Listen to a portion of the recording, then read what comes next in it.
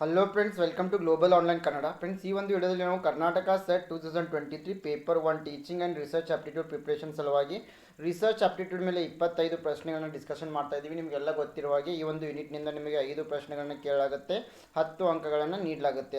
So ಅದಕ್ಕಾಗಿ ನೀವು ಈ ಒಂದು ವಿಡಿಯೋನ ಸರಿಯಾಗಿ ನೋಡಿದ್ರೆ ನಿಮಗೆ ಯಾವ ರೀತಿ ಪ್ರಶ್ನೆಗಳು ಬರ್ತವೆ ಎಂಬುದರ ಬಗ್ಗೆ ಗೊತ್ತಾಗುತ್ತೆ. ಸೊ ಅದೇ ರೀತಿ ಕರ್ನಾಟಕ ಸೆಟ್ 2023 ಇನ್ನೇನು ಎಕ್ಸಾಮ್ ಎರಡೇ ವಾರದಲ್ಲಿ ಹತ್ತಿರ ಇರೋದ್ರಿಂದ ನಾವು ಪೇಪರ್ 1 ಸಲುವಾಗಿ ಶಾರ್ಟ್ ಕೋರ್ಸನ್ನು ನೀಡ್ತಾ ಇದ್ದೀವಿ. ಇದರಲ್ಲಿ ನಿಮಗೆ ಕಂಪ್ಲೀಟ್ ನೋಟ್ಸನ್ನು ನೀಡ್ತಾ ಇದ್ದೀವಿ PDF ಮತ್ತು 2000+ MCQ ಸೆಟನ್ನು ನೀಡ್ತಾ ಇದ್ದೀವಿ. ಜೊತೆಗೆ previous year question papers with answers and ಎಕ್ಸ್ಪ್ಲನೇಷನನ್ನು ನೀಡ್ತಾ ಇದ್ದೀವಿ ಕೇವಲ 699 ರುಪೀಸ್ನಲ್ಲಿ. ಸೊ ಇದಕ್ಕಾಗಿ ನೀವು ಈ ಒಂದು ನಂಬರ್ಗೆ ಕಾಂಟ್ಯಾಕ್ಟ್ ಮಾಡ್ಬೋದು, 8669316919. ಸೊ ಈ ಒಂದು ನಂಬರ್ಗೆ ನೀವು ವಾಟ್ಸಪ್ ಮೆಸೇಜನ್ನು ಮಾಡಿ ಜಾಯ್ನ್ ಆಗ್ಬೋದು. ಪೇಪರ್ 2ಗೂ ಕೂಡ ನಾವು ನೋಟ್ಸ್ ಮತ್ತು 2000+ MCQಸನ್ನು 700ನಲ್ಲಿ ನೀಡ್ತಾ ಇದ್ದೀವಿ, ನೀವು ಕಾಂಟ್ಯಾಕ್ಟ್ ಮಾಡ್ಬೋದು. ಸೊ ಅಥವಾ ನೀವು ನಮ್ಮ ಫುಲ್ ಪ್ಲೇಜ್ಡ್ ಪೇಪರ್ 1 ಕೋರ್ಸನ್ನು ಸೇರಲು ಗ್ಲೋಬಲ್ ಆನ್ಲೈನ್ ಕನ್ನಡ ಆ್ಯಪನ್ನು ಡೌನ್ಲೋಡ್ ಮಾಡ್ಕೊಳ್ಬೇಕು. ಸರ್ಚ್ ಫಾರ್ ಕೋರ್ಸಸ್ನಲ್ಲಿ KSET 2023 ಪೇಪರ್ 1 ಅಂತ ಸರ್ಚ್ ಮಾಡಿದ್ರೆ ಈ ಒಂದು ಫುಲ್ ಪ್ಲೇಜ್ಡ್ ಕೋರ್ಸ್ ಕೂಡ ನಿಮಗೆ ಅವೈಲೇಬಲ್ ಆಗುತ್ತೆ. So the first question is the control of extraneous variables in experimental research after the treatment is given can be done through a technique called. Option A statistical regression, option B post test, option C one way ANOVA, option D analysis of covariance.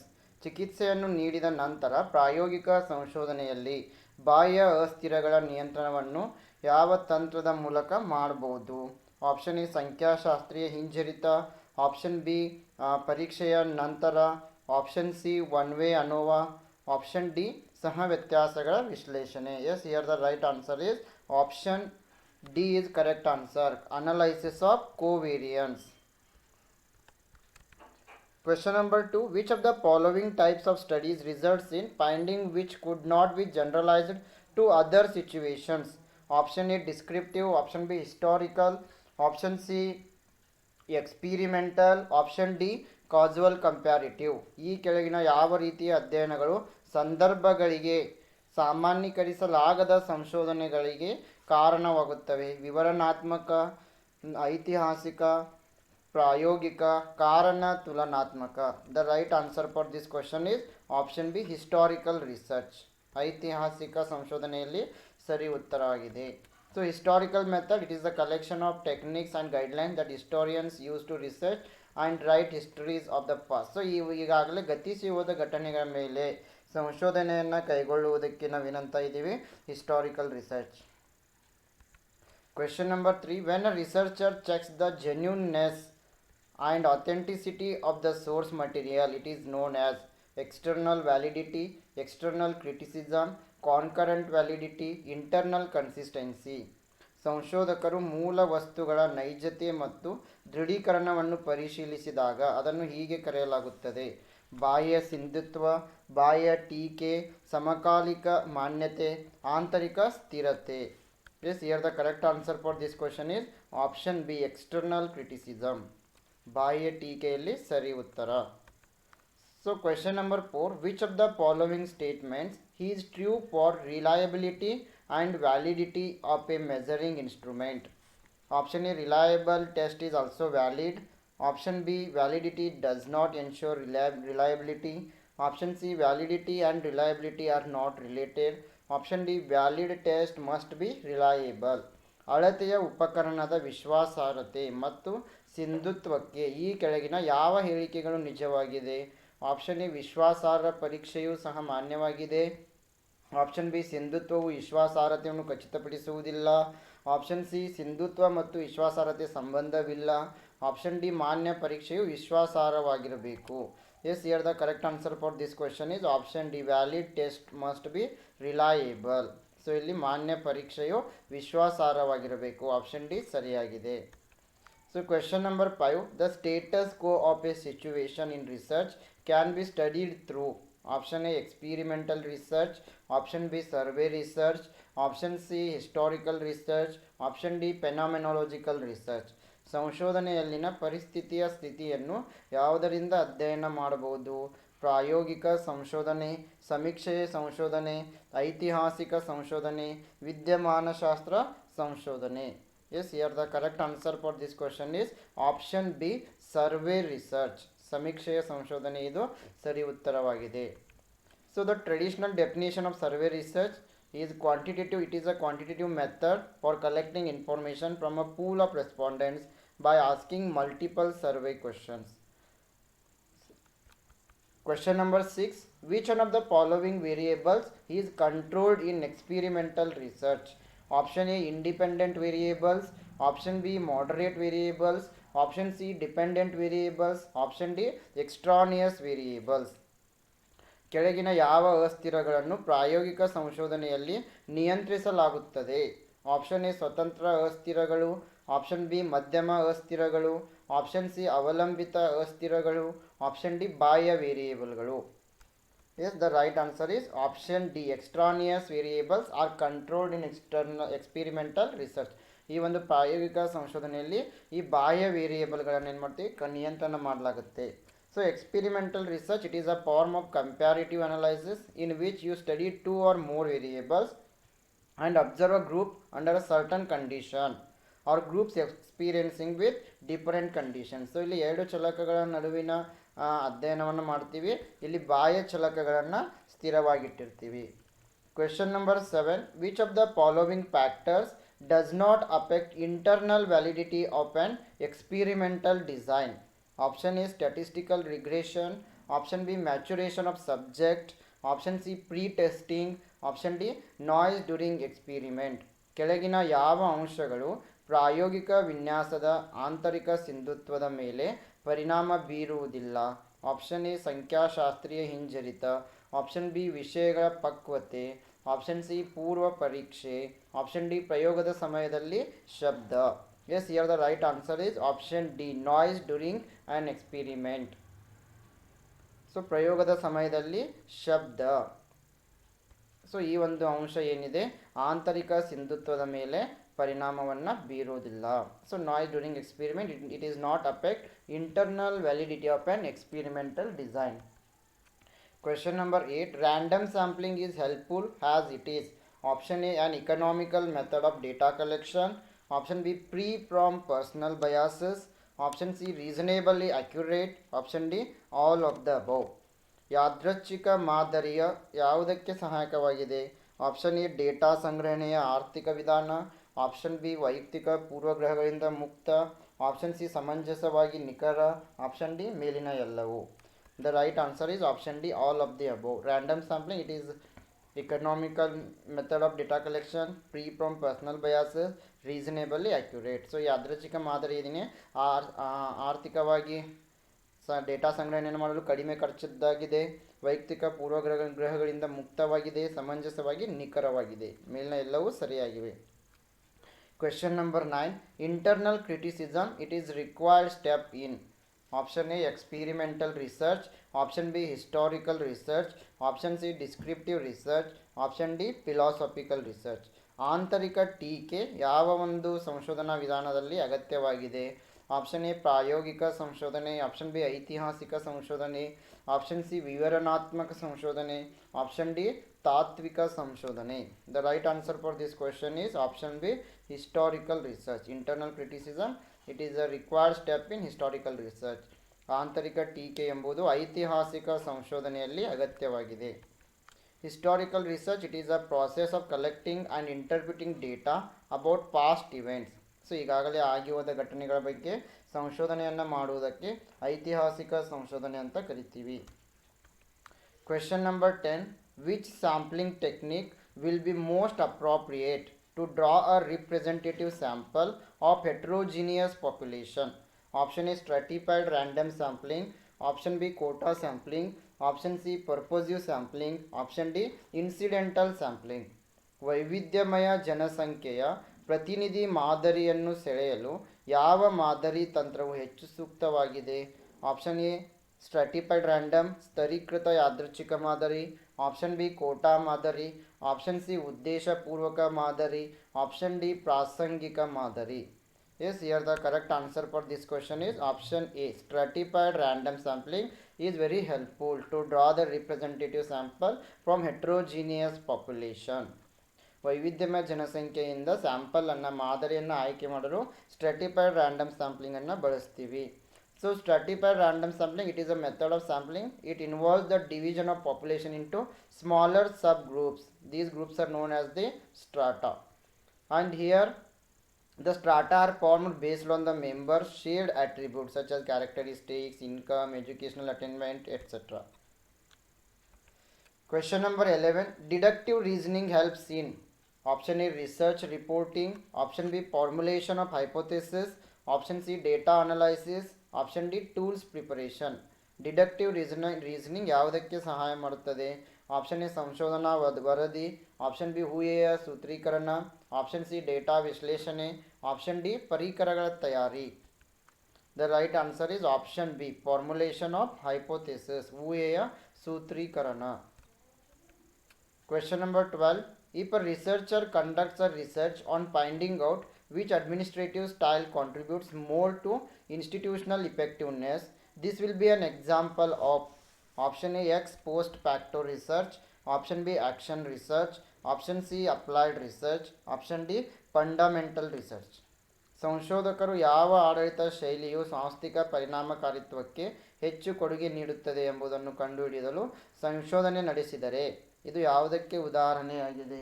Option A ex post facto ಸಂಶೋಧನೆ, option B ಕ್ರಿಯಾ ಸಂಶೋಧನೆ, option C ಅನ್ವಯಿಕ ಸಂಶೋಧನೆ, option D ಮೂಲಭೂತ ಸಂಶೋಧನೆ. The correct answer is option C applied research, ಅನ್ವಯಿಕ ಸಂಶೋಧನೆ. So applied research, it is a non-systematic way of finding solutions to specific research problem. These problems can be on individual, group or society. It is called non-systematic because it goes straight to finding solutions. Question number 13. The distribution of a large number of means based on samples of the sample size selected from the same population is known as option A normal distribution, option B sampling distribution, option C standard distribution, option D rectangular distribution.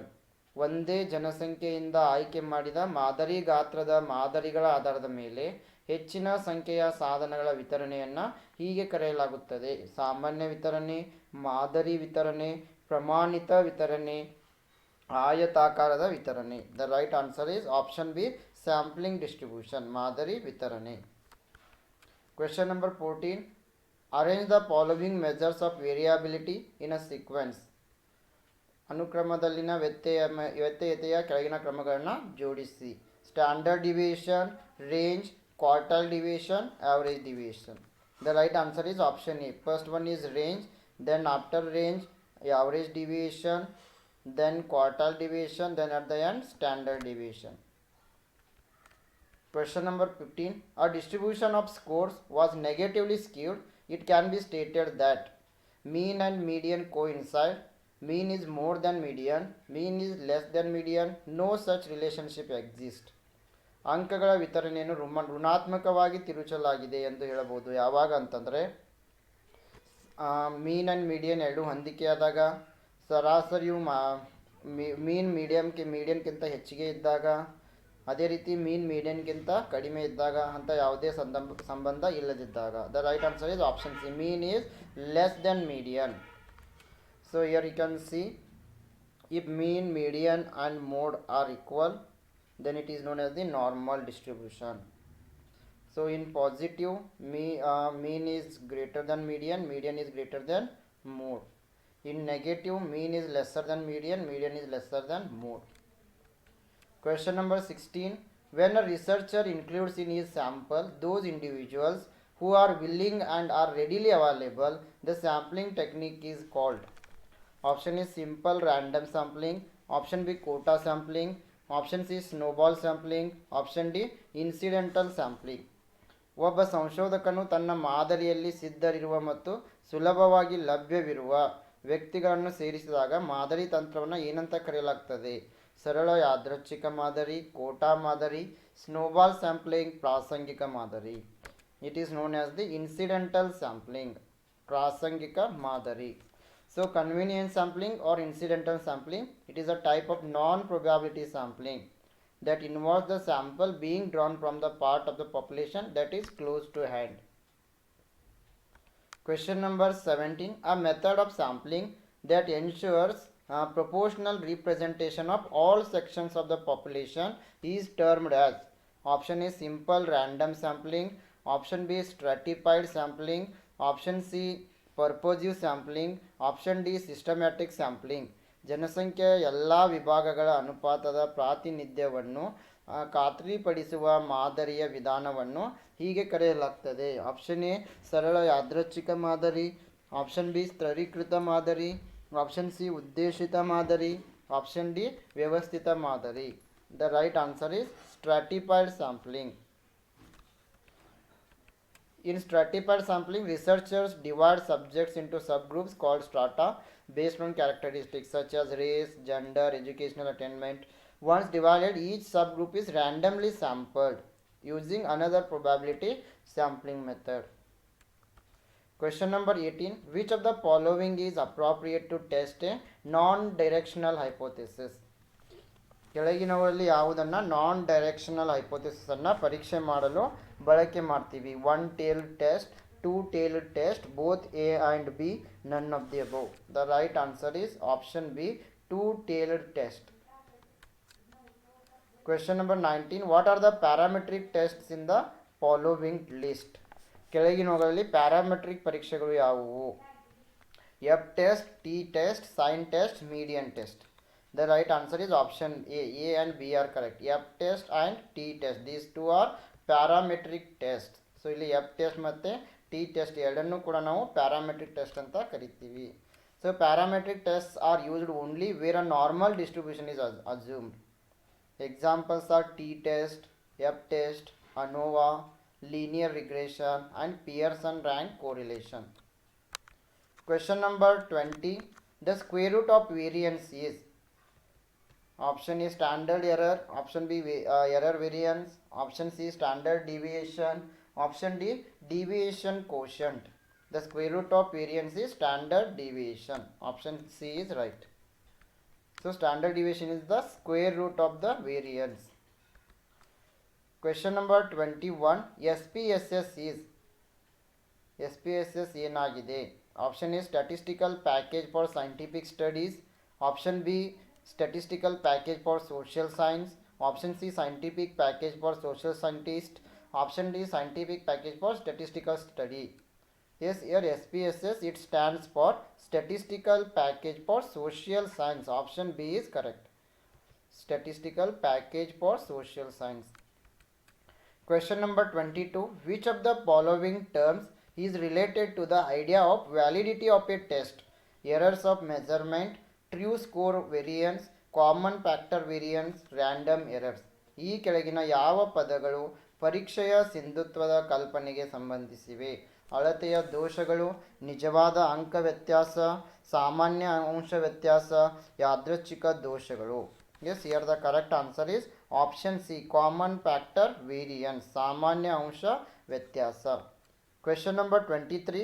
Which of the following is not a common element of a research proposal and research report? Option A objectives and hypothesis, option B implications for further research, option C references to previous research, option D sources of information. ಈ ಕೆಳಗಿನವುಗಳಲ್ಲಿ ಯಾವುದು ಸಂಶೋಧನಾ ಪ್ರಸ್ತಾವನೆ ಮತ್ತು ಸಂಶೋಧನಾ ವರದಿಯ ಸಾಮಾನ್ಯ ಅಂಶವಲ್ಲ? Option A ಉದ್ದೇಶಗಳು ಮತ್ತು ಊಹೆಗಳು, ಆಪ್ಷನ್ ಬಿ ಮುಂದಿನ ಸಂಶೋಧನೆಗೆ ಪರಿಣಾಮಗಳು, ಆಪ್ಷನ್ ಸಿ ಹಿಂದಿನ ಸಂಶೋಧನೆಗೆ ಉಲ್ಲೇಖಗಳು, ಆಪ್ಷನ್ ಡಿ ಮಾಹಿತಿ ಅಥವಾ ಡೇಟಾದ ಮೂಲಗಳು. Yes, here the correct answer is option B, implications for further research, ಮುಂದಿನ ಸಂಶೋಧನೆಗೆ ಪರಿಣಾಮಗಳು. Question number 24. Dash is the first step of research process? Formulation of a problem, collection of data, editing and coding, selection of a problem. Dash ಇದು ಸಂಶೋಧನಾ ಪ್ರಕ್ರಿಯೆಯ ಮೊದಲ ಹಂತವಾಗಿದೆ. ಸಮಸ್ಯೆಯ ಸೂತ್ರೀಕರಣ, ಡೇಟಾ ಸಂಗ್ರಹಣೆ, ಎಡಿಟಿಂಗ್ ಮತ್ತು ಕೋಡಿಂಗ್, ಸಮಸ್ಯೆಯ ಆಯ್ಕೆ. The correct answer is option D is correct here. As selection of a problem is the first step of the research process. ಸಮಸ್ಯೆಯನ್ನು ಆಯ್ಕೆ ಮಾಡುವುದು ಸಂಶೋಧನಾ ಪ್ರಕ್ರಿಯೆಯ ಮೊದಲ ಹಂತವಾಗಿದೆ. So we have to select a problem first, then we can start with our research process. Question number 25. ICSSR stands for. ICSSR ಎಂದರೆ option A Indian council for survey and research, Option B, Indian Council for Strategic Research. Option C, Indian Council for Social Science Research. Option D, International Council for Social Science Research. Yes, this question is for you. You have to comment the right answer in the comment section. Okay friends, for your Karnataka set 2023 paper 1, we have started with a short course where you will get notes in PDF format, 2000 plus MCQ set, PYQs with answers and explanation. Only at rupees 699. You can contact this number to join. For paper 2 also we are providing notes plus 2000 plus MCQs only at 699. You can contact this number. You can also download our global online app from the Play Store for full-fledged course. Yes, I wish all the best to all. Thank you.